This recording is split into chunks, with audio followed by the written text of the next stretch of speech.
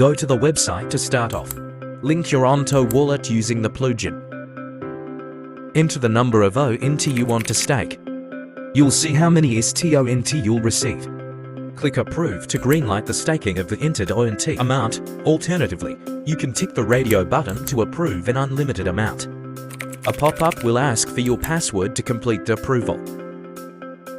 After approval, hit Get stONT and enter your password for signature. Finally, visit the dashboard to see your balance, minted stONT, and other staking details. Head to the unstaking page on the website. Enter the quantity of stONT or stONT you wish to unstake. You'll see how many stONT you'll get back. Ensure you have sufficient NG in your wallet for the network fee.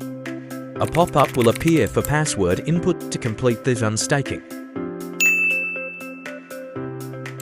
After the current round ends, you can collect your earnings. Once profits are generated, click Claim to collect them.